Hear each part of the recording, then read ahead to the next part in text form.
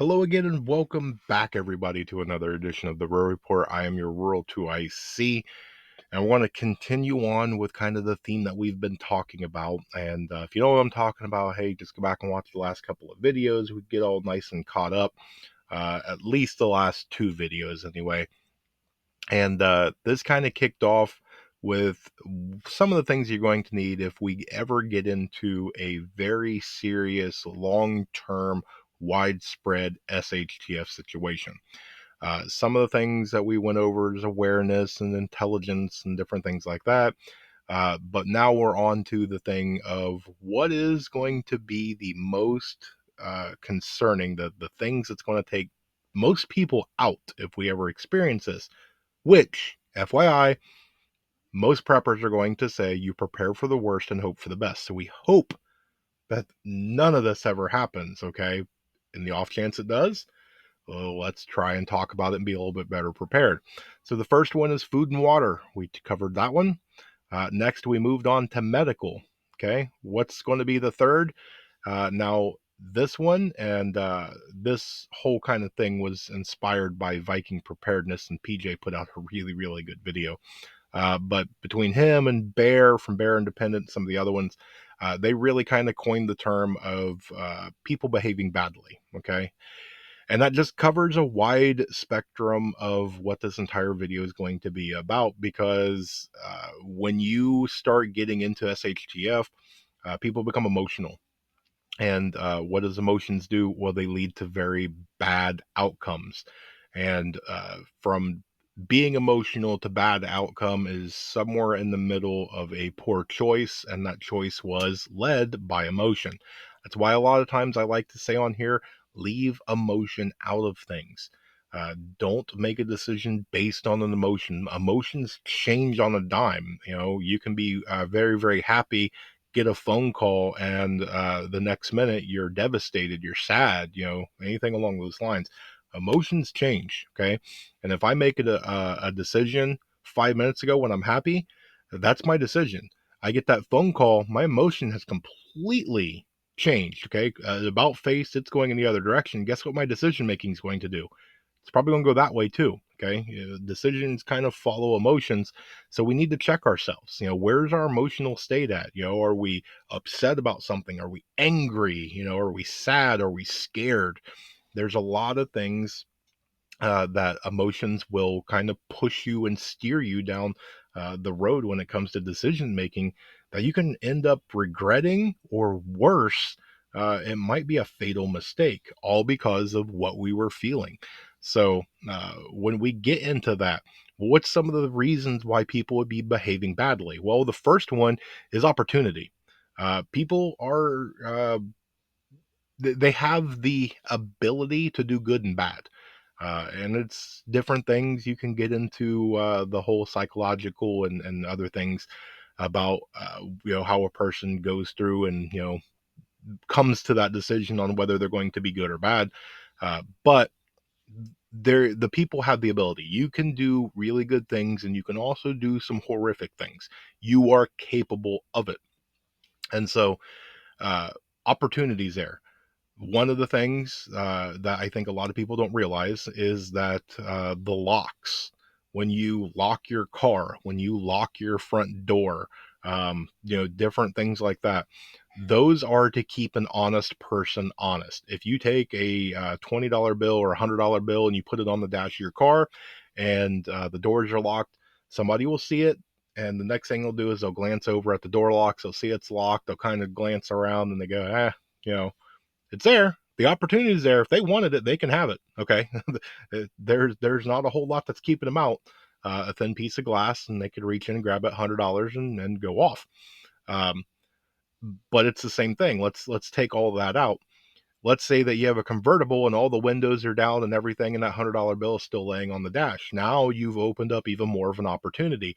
That same person that looked at that locked door and decided against it, now you've taken that away and you've presented an even bigger opportunity. That person may very well reach in and snatch that $100 bill. It's wrong. You shouldn't do it. It's not yours. But the opportunity was too good. So they did a bad thing. So that will be one of the things is, if we have an SHTF situation and you are not securing your supplies, your resources, and things like that, somebody that's coming along, it's a crime of opportunity. And in some cases, I don't blame them when they're fighting for their survival. Maybe they are on the absolute last drops of water and crumbs of food, and they don't see any daylight at the end of the tunnel, and they kind of make their way through the tree line and come across an unguarded garden and look around and they don't see any dogs or people or whatever. Yeah, they're going to grab a few tomatoes or whatever it is that you're growing. Um, is it wrong? I mean, you can argue all you want. It's not theirs. So and technically on paper it's theft, but it's a crime of opportunity for their survival. And that's what most of this is going to be about. Now, some people are more than willing to do bad things no matter what. They don't care. Okay, we call them criminals, and they don't care what the law is. They're going to do it, and the bigger the opportunity, uh, there you go. They're going to go after that sort of stuff. But when you're talking about survival, then you're starting to get into a deeper level here, and so if you have it to where you know your neighbors, okay, uh, you've broke bread, you guys have had barbecues, you've had all sorts of birthday parties for the kids, you've watched the kids, grow up, and you watched them bring them home from the hospital. Maybe you were at the hospital when they were delivering the baby. You've gone over and helped projects. Maybe at 2 in the morning they broke down and you went and picked them up. Whatever. Okay, you have a really good relationship with the neighbors. You can have it to where you have one of the best relationships with them, but you have a SHTF situation to where you have a mama bear or a dad bear, a papa bear, and they are watching their child on the floor with a tear rolling down their face because their stomach hurts because they haven't had food in X amount of time. I don't know how well that relationship holds up. Okay. You would think in a million years that you know them really well, uh, but when you start getting parents and kids involved, things change. And it's the same thing for self survival. When you get a person that is cold, is hungry, is tired, is all that, their emotion, their mindset has changed, and it's not the same thing. You're out mowing the grass and you look up and you see somebody you've never seen before. As long as they're just kind of passing by, hey, how you doing? Wave, smile, and you don't think anything about it. During SHTF situation, I don't know their mindset. Okay, every single thing is a threat until deemed otherwise. Now it's not shoot first, ask questions later. I'm not there. But my mind is in a different place of, okay, who are you? What are you doing here? What is your intent? I need to watch and see what's going on. And maybe it is. Maybe it's somebody's just passing by, and I just need to keep my focus, my attention for a minute, make sure that they're good. Okay, all right, now everything's good. So you're going to have those levels of people behaving badly. Next is you're going to have people that are already criminals. Okay, now there's a power vacuum. If we have an SHTF situation, whatever it is, insert event here, you already have low level groups of people, whether that is a little bit of a gang that controls a city block or whatever. Maybe you already have some sort of a small drug, cartel, if you will. Maybe it's a very large gang or a very large, drug cartel or something along those lines. Uh, depending on where you're at, depends on how big that organization could be. There's a power vacuum there. If there's nobody there of authority, then what's to say that they can't hold the keys to the castle? Um, if I had this and I only controlled a city block or maybe a couple of blocks, and all of a sudden the grid's down and everything's in chaos, that's expansion time. I can take over all this. And so you have to be very careful. And again, that's going to be very situational. It's going to be more for people that's in the cities, maybe the suburbs, depending. A lot of us that are more rural, we probably don't have to deal with that probably at all, but there's a chance, right? Um, but you're going to have those that are going to seek to gain power, and and then there's the groups of people that they're not trying to expand. They may just be nomad, and they might move from here to there just to uh, sow chaos and uh, do all sorts of destructive things and bad things, use up a bunch of resources, create panic and all sorts of really horrible things. Then they move on to the next one and they do it over and over and over until somebody has to stop them. Okay. Remember, when you are setting up your area, you have to do a bunch of things right. You have to set up perimeter defenses, home defenses. You have to be ready. The people around you have to be ready. You have to have a plan of action. Everybody has to be able to follow that plan of action and all that. There's a lot of moving parts and a lot of things that can fail. Whoever is trying to get in for whatever reason, they only have to be right once. Okay. They can try and not get through the perimeter. Okay.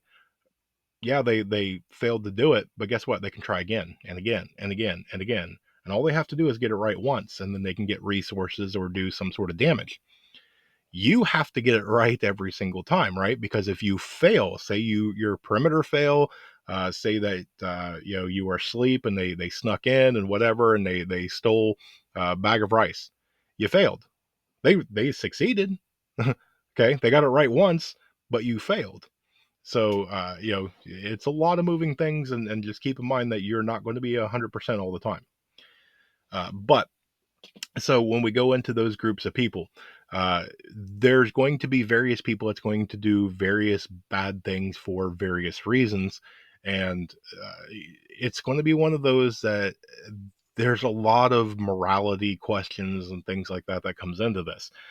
There's a lot of people that can't go out and hunt an animal for food because they don't believe in taking life, or just inside of them they can't do it. They cannot release the bow or pull the trigger and do it. There's a lot of people that don't want to fish because they don't want to harm the fish, even though they might be starving. They still can't bring themselves to do it. Okay, if that's you, I'm sorry. You're going to have to figure out what you're going to do about that, or be okay with the outcome.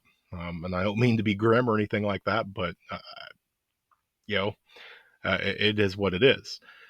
But it's very, very different to have something on four legs and something on two and be defensive. There's a lot of people that do a lot of talk. Yeah. Yeah. If the time comes, I can do it. Are you?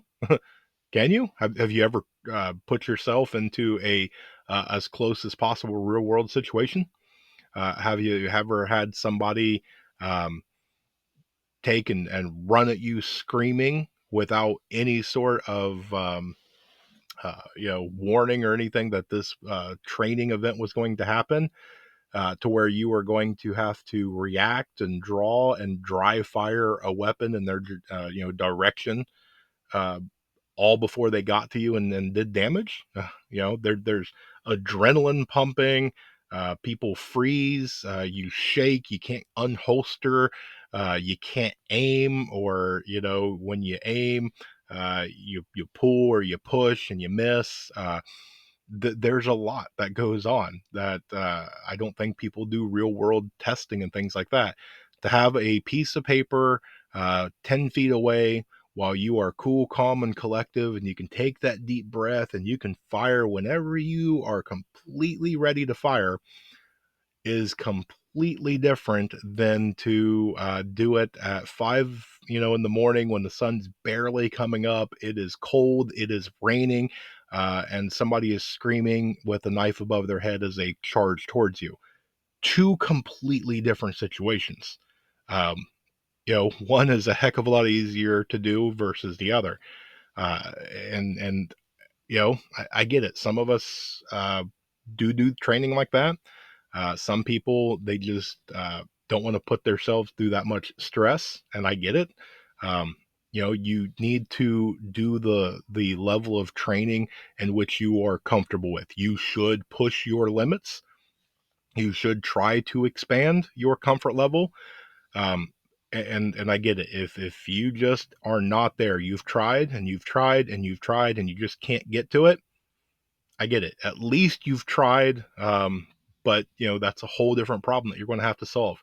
What are you going to do in that situation? If you try to train for it and you just can't get yourself to that level to be able to do it, um, what are you going to do? You're going to have to surround yourself with people that are capable of doing that. And then on top of that, you're going to have to be around them people at all times. Privacy goes kind of out the window because if you go off to go to the bathroom or go change your clothes or whatever, and you're away from them, that gives opportunity for an event to happen that you already admit that you're not capable of solving yourself. So, but you're going to have people that's going to do it as a crime of opportunity. You're going to have people that have the starvation and lack of water. You're also going to have the people that are going to be medically motivated. And the way that I put that is twofold. You're going to have people that are dependent on drugs that are medically and non medically. I'm trying to skirt here, okay? So bear with me. So the people that abuse are still going to want your pharmaceuticals, okay? And that's a dangerous thing. You stand between them and what they perceive as they absolutely need, and they're going to get by any means necessary. Versus the other one is they absolutely need it for it is intended purposes, and you have it sitting there as a just in case, and they need it now. So by them, they need it more than you, and they are going to do whatever they have to do to remove you and relieve you of that, medication. So, there's a lot of people that's going to be motivated, whether it's power motivated, medically motivated, crime of opportunity, um, maybe food and water, starvation motivated. Maybe somebody might just need shelter. Your house looks pretty warm and inviting, and maybe I'm shelter motivated. Maybe it's supplies motivated. Maybe somebody overpowered the group and they had to tuck tail and run with basically nothing, and they know that they need tools and supplies and gear and things like that in order to survive, or at least give them the chance to survive. And so maybe they're motivated by trying to gather what they can. um, and keep in mind too that people behaving badly might not be out to do you harm physically, but when we're talking about a long-term SHTF situation, um, stealing supplies is something that it could be long term. Okay. If they come and they take a shovel, if they come and they take an armful of food, if they come and they do this or that or whatever, yeah, it doesn't hurt you now, but down the road it very well could. Do you have the ability to make a shovel? Do you have a backup shovel? That there's a lot of different things that come into play when you're talking about this. Yeah, they didn't come up and punch you in the mouth, or they didn't come up and slice your arm or anything like that. But do you have the ability to replace, replenish, repair whatever they have done? Because if you didn't, then they have harmed you, because now they have taken your level of survivability down a little bit. It may just be a little bit, but still, when we're talking about survival, we want that as big as we possibly can. So we don't want it to be to where somebody comes in and knocks us down a peg or two. So when we do the people behaving badly, we've kind of skirted around and gone around the different layers and levels, because you got the people that are just trying to do some things, but they're not directing it right at you, versus the people that want to do it right at you. um, and one of the last things that I want to do, and I wanted to do this kind of late, because if you are this far into the video, then you're probably really interested in this. You are going to get the people, um, and there's really no way, again, to sugarcoat most of this. They're going to be sexually motivated. It's just one of the human things. and you are going to have to kind of prepare for that. Uh, they have food, they have water, they have various things or whatever, and they're okay. But in a very long-term SHTF situation, maybe they're just passing through. Maybe they're looking for some resources. Maybe they got a deer and they're just kind of tracking it down. Then they stumble upon your property. They look over and you have something they don't. Okay. So that is one of the things. I'm not going to go into huge detail because I don't think I need to on this. Uh, but it will be one of the things on people behaving badly. It's one of the areas that, uh, you know, it needs to be at least in the back of our minds that that is the possibility. You may encounter those people that you you know they want to not really barter but a negotiation thing. Maybe you're in a standoff or whatever, and that's the only thing that they want. Listen, I want her and her, or that person and that person. And then you're like, absolutely not. Look, I'll give you 5 gallons of water and 4 pounds of food and whatever. And they're just like, I have that, I'm not interested. You want this standoff to end? This is the only thing that I want. I'm not saying that that's going to be common. I'm not going to say that you're ever going to encounter that, but it is a possibility because um, during an SHTF situation, that's one of the things that's not going to go away. Okay, we already see um, the forced non-consensual stuff all the time. Okay, it's almost becoming one of the norm things where it's just another thing in and out of your ear because it happens so much. So just an FYI, put that in the back of your head. But you already have it. People are going to behave badly. People are going to be motivated by different things. And you just have to kind of prepare for that. You just have to kind of foresee and know what you're going to do about it.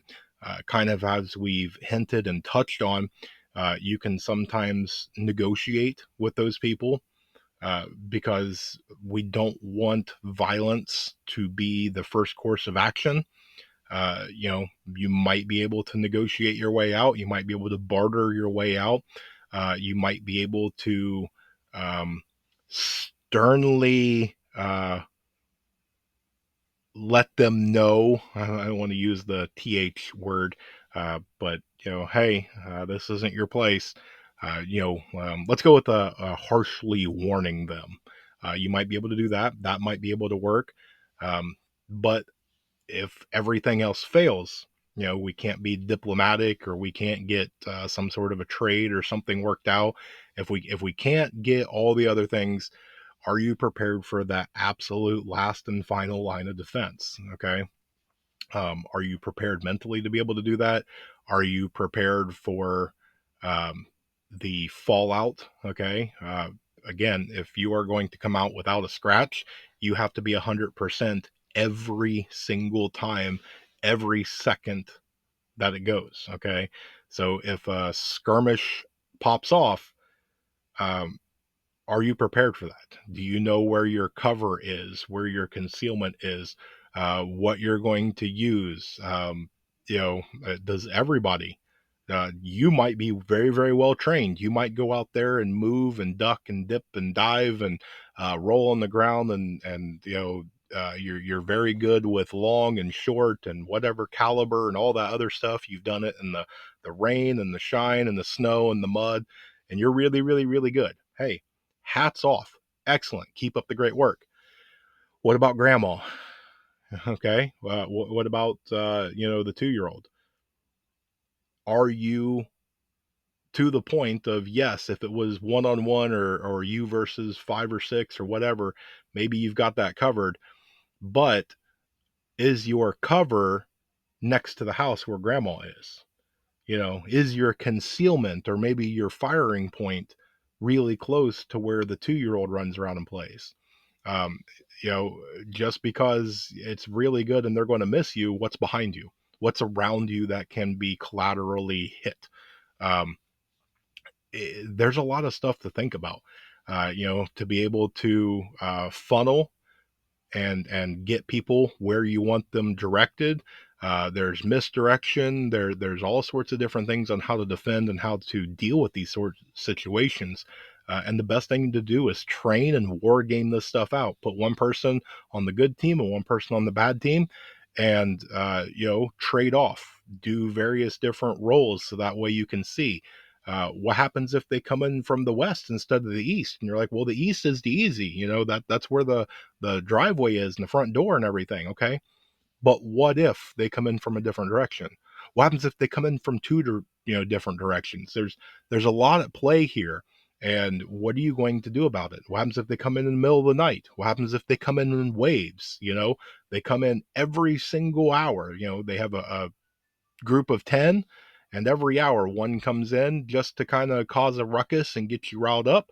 They back away and they come in from a different direction, and it's just that psychological warfare. You're going to deal with people that are extremely desperate and they're just going to charge right in. That's their whole plan. You're going to get other people that are very well trained, and you're going to have to be able to know how to deal with both. Um, you're going to have people that are off medication and they're mentally unstable because they depend on that medication to keep the stability mentally. And you're going to have to deal with that. Maybe they are really, really good people, but without that medication, they're a whole different person. You might know them, they might be familiar, and you didn't realize that they were on medication, so they look familiar as they walk towards you. Then suddenly, in that blink of an eye, they're a whole different person. So there's a lot of things on people behaving badly, and I tried to touch on as much. I want to give you the kind of information where I'm not spoon feeding you. I just want you to think about it. I want to put the thought there, and I want you to start thinking about all the different things that we just talked about. Okay, there's a lot of it out there, and I want to get the ball rolling. So, but that's what I've got for you. Again, my goal is to try and keep these as short as possible, and so far every single one of them has been over 25 minutes. So I apologize. I know your time is valuable. I'm doing what I can to keep it as short as I can, but still get the relevant information to you. But with that, I hope you guys have an amazing day. I hope you have a blessed day. Stay tuned because there's more information to come. And with that, remain united because we're all prepping in this together.